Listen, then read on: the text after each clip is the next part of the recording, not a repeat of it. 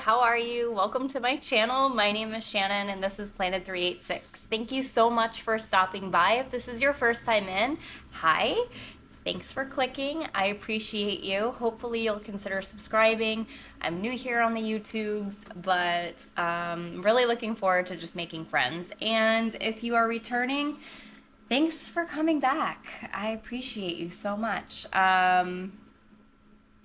You guys have no idea how much the comments, like how excited I get every time I post a new video and I see a new face and there's a new comment, and it's just fun. Like that's really what I'm looking forward to. So thank you. Today we're going to be talking about favorites. I can't even believe we're in April. I don't know how it happened. March went by so quickly. But I have some exciting plants to share with you, and they're ones that have been really catching my eye this last month. Some of them are giving me growth, and I haven't seen growth in a long time from some of these plants. So yeah, let's get into it. So the first one I have to show you guys is this Hoya Kerrii. This is the inner variegated.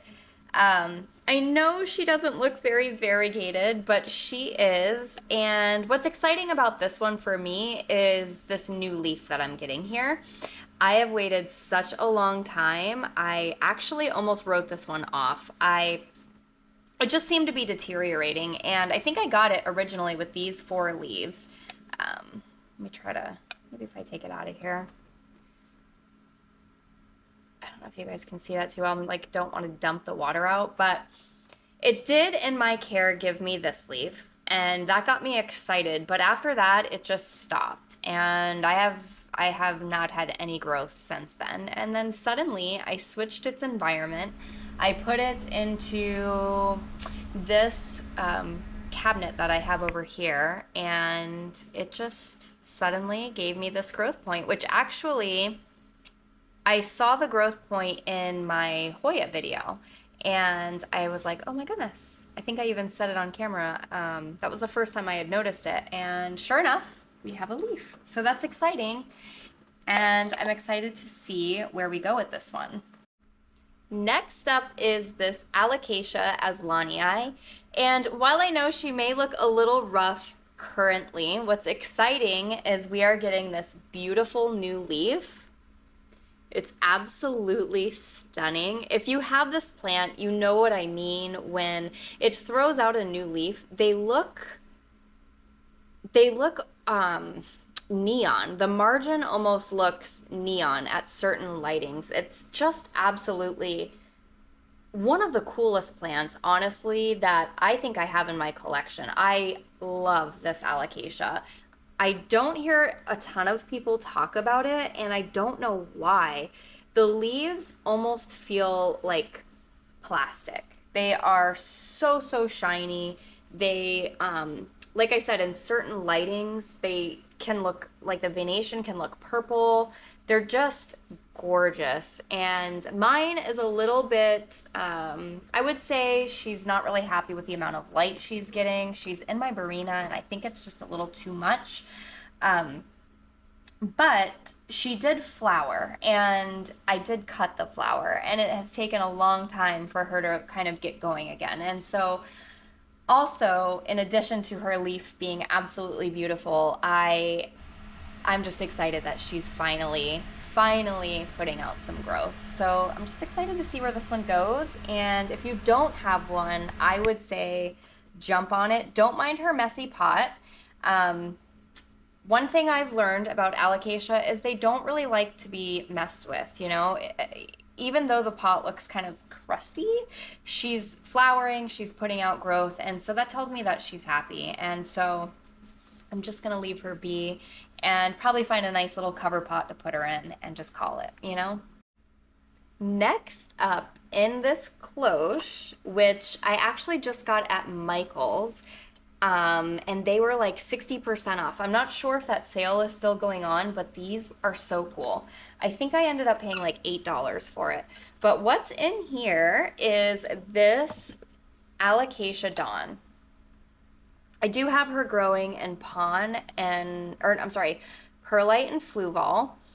And what is exciting is John bought this plant last year. It was huge. When it came, it was absolutely massive. I think it came actually in, it might have been a 6-inch pot. It could have been bigger. He paid pretty good money for it, and it was such a beautiful plant, and it just freaked out. It just leaf after leaf. It was such a sad thing to watch. I actually thought we had lost the entire plant, but it somehow put out a corm in a random pot. I just saw it pop up and I was like, oh my goodness, this cannot be. So I gently pulled it from the soil. It's a last ditch effort. I think I let it grow in that pot until it had like 2 or 3 leaves. And then I just immediately placed it in this perlite and flue ball. And so far we have, how many? 1, 2, 3, 4, 5. We have 6 leaves and 1 on the way. No, 5 leaves and 1 on the way.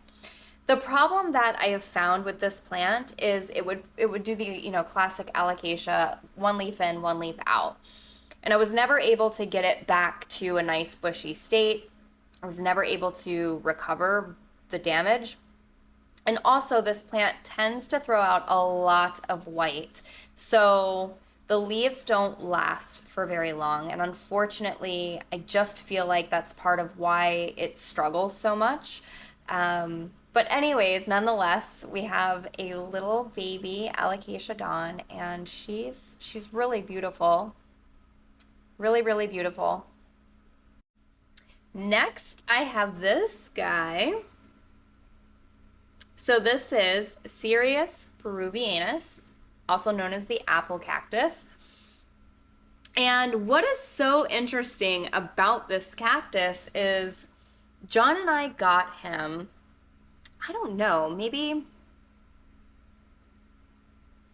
6 months ago. And when I tell you he was teeny tiny, maybe this tall, teeny, teeny, teeny, tiny. And in that short amount of time, he has really, really grown. I do have him in just this tiny pot. And what's interesting is there is water in this pot. His roots are coming out.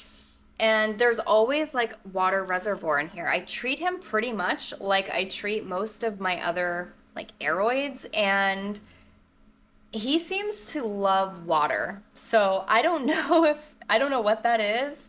But it seems like the more water I give him, just the taller and happier he gets. So, they say cacti prefer dry soil. I don't know. This guy seems to really love moisture, but I just think he's so cute. I love looking at him in the window. I love him in this little pot. And yeah, I think he's darling. Next, I have this Scindapsis. This is Scindapsis Exotica, I do believe. Correct me if I am wrong. But this is just one that I had actually found last, I want to say the end of summer, maybe early fall. I found her at Home Depot, and she was so striking, so lush, beautiful. Her leaves just absolutely stunning. It doesn't look like she's grown that much, but actually I've taken several cuttings from her. All have been successful. And I've actually given a lot of those cuttings away. So I do have a nice little vine that I've started, and I plan to just continue to do that, continue to chop her and add back to the pot, because I would love to have just a huge, beautiful, full lush pot of this just sort of draping down. I also love the pot that she's in. I just think these two pair really nicely together, and it's really striking. So yeah, that's kind of my plan with her. She does have new growth, and what I've been doing is I've just been sort of, I don't know if you can see that in there, but I have no idea if you can see those little green picks. Can you see them? Her leaves are just so like, there they are. You can kind of see probably in the pot, those little green picks. I kind of have them everywhere. And they're just holding the vine down into the soil, and that's just helping it root back into the substrate, and it's just going to continue to put out more growth. So that's my hope, to get a nice full beautiful pot. I know this is a super common houseplant, but there's a reason. It's just absolutely striking to look at. I keep it right in front of or next to the TV, so it's just one of those plants that we look at all the time, and I never get tired looking at her. Next is my mistletoe cactus. This is just a Rhipsalis. And there's just something about her. I don't even know what to say other than she's just so fun. I love the texture of this plant. I just think it's absolutely so cool. And really, it's an effortless one to grow. I actually got it, I want to say it was just this singular piece. Since then, I have all this here. And it's just really been simple, just simple sticking it back in the soil. And I just love how it drapes down this terracotta pot. It's just a super easy one to grow. I did get this from EFG, and I think I paid at the time $4.50. So it was a very, very tiny, tiny pot. Very tiny. Must be the trend because I have another trailing plant. I don't know what it is about trailing plants this past month, but I just have been so drawn to them. I did actually purchase a variegated string of pearls recently, and that just further shows that it's something to do with trailing plants with me right now, because I've unalived 2 or 3 string of pearls so far, and so everything in me told me not to buy it, but nonetheless I bought it. This plant has a lot of sentimental value. This was gifted to me by a really good friend, and I did buy a tiny little one, and she had another one growing from her plant, so we kind of put them together, and in the end it made this really beautiful little pot, and he's just been growing right along. I actually keep him on a super dark part of the house, so he's really growing in minimal light. Nonetheless, he just keeps plugging along. I do think it's time to, repot him, freshen him up, but I've just been he just seems so happy. I don't really want to disturb him, but I would like to fill out the top of the pot.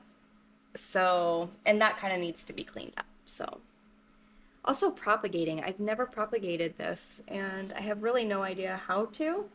So, if anyone out there has any tips on that, let me know, because I would like to chop him a little bit and at least try to fill out the top of the pot a little more. But anyway, I just think he's cute. Next on my list is my Philodendron Florida Beauty. And the reason she is on my list is because she just put out this beautiful leaf right here. She's still a little soft, so I'm trying to be delicate. And every single leaf this plant puts out is a beautiful leaf. You know what I mean? Like, she just never ever gives me a fuss. She never gives me a problem. In fact, I just potted her into this terracotta, so she did get an up pot. And despite that, she just continues to carry on. My Florida Green is also very similar to this one in the sense that I have not had the best luck propagating my Florida Green, but in terms of just growing, they seem to have no issues just growing. Sorry, my camera overheated. Anyways, if Florida Beauty has been on your list, I say go ahead and get it. It's pretty easy to grow. Like I said, I've had no fuss with it. It was on my wish list for such a long time. I'm so grateful to have it. I just enjoy looking at her. I mean, I just enjoy the leaf shape.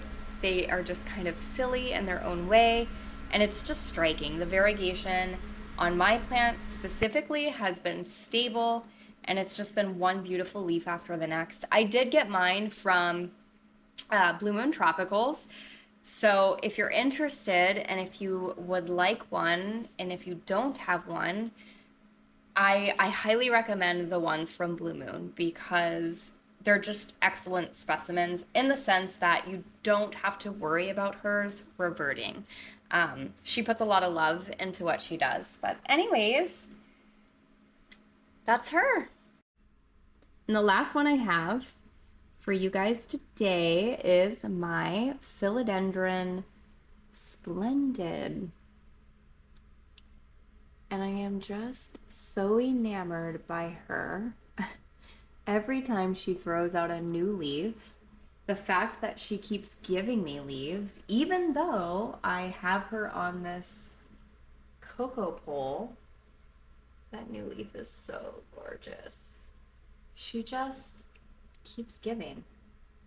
Now, this plant did take some time to acclimate into my conditions before it decided to start giving me leaves, but she has not yellowed any of them, except this one seems to be on its way out, which is fine. I think she was getting a little bit too much light, so I have adjusted the blinds in here. And yes, super excited. Thank you guys so much for giving me your time today and stopping by. Don't forget to like, subscribe, share, tell a friend, and I'll see you in the next one. Bye.